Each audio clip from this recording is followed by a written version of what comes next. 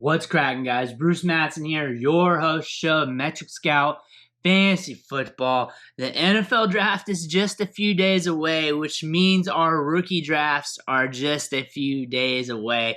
And I have this running back I want to talk about because I feel like I'm going to be snagging him in the late rounds of all my rookie drafts. If not that, the waiver wire right after those drafts, because I like some of the intangibles in his game. He's got the skill set, he's got the size. If given the opportunity, somewhere down the line, might be able to pop off for a little bit at the NFL level. And he's not projected to get drafted high or even in the middle rounds of this year's draft.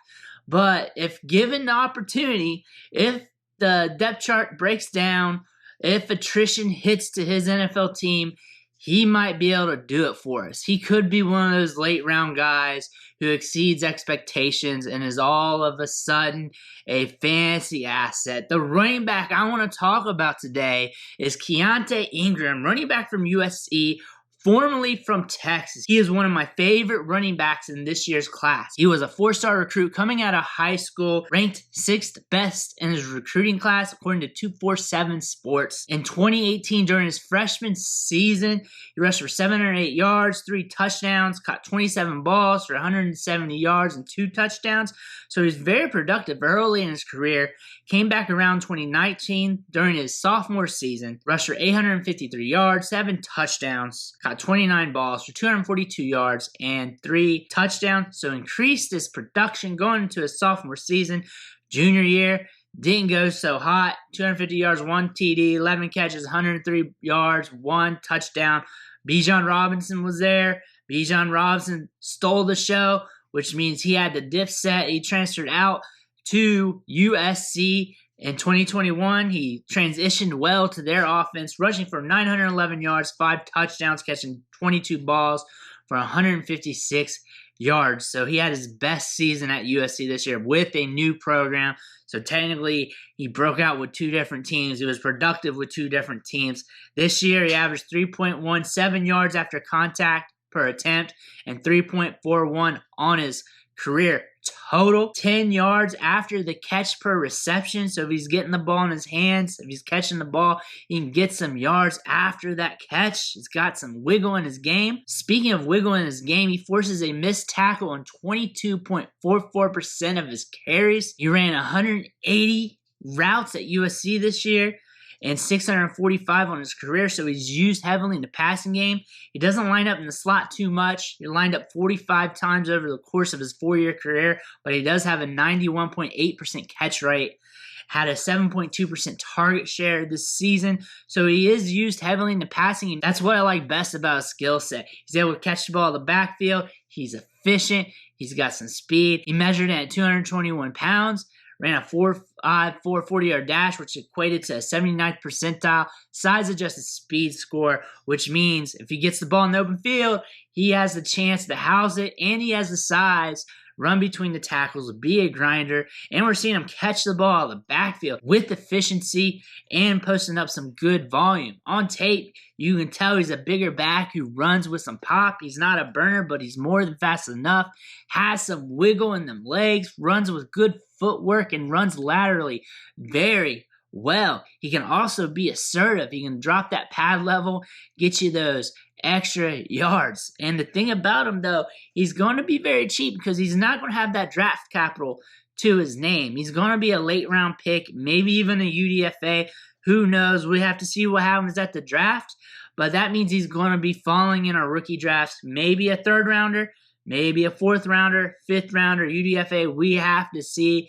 Nonetheless, he'll be cheap, and he's a bigger back who catches passes. If he gets the opportunity to play, get the opportunity to move up the depth chart, has any chance whatsoever, he's got the skill set here to do stuff for us in fantasy football. Of course, if he was a mega producer, if he had a couple 1,000-yard seasons on his career, if he stayed at Texas and just balled out completely, we would be saying different stuff. We wouldn't be talking about him as a late-round prospect. We'd be talking about him as one of the top running backs in the class.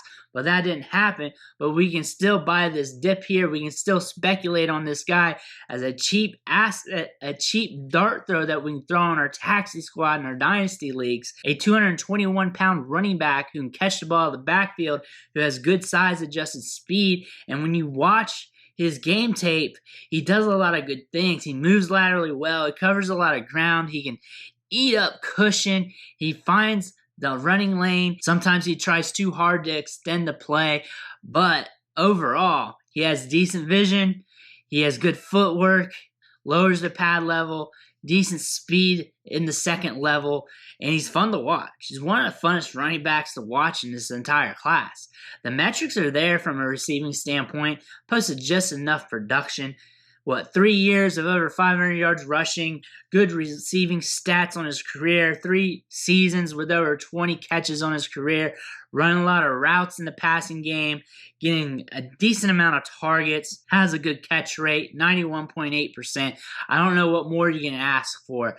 We're not getting draft capital. We're not getting a big name player here, but we are getting a speculative asset at a discount who has a lot of specs in his game that we can take advantage of, throw a dart throw at, and see what happens. And if nothing happens, we have nothing to lose.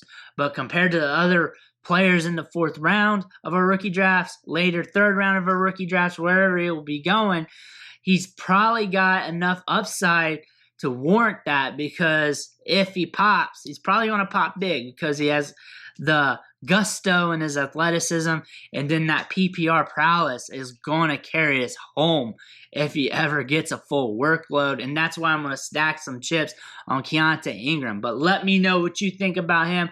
Are you buying him up on the cheap this offseason as your flyer in your rookie drafts, your 3rd, 4th, 5th round flyer? What are you doing with him, or are you fading him altogether?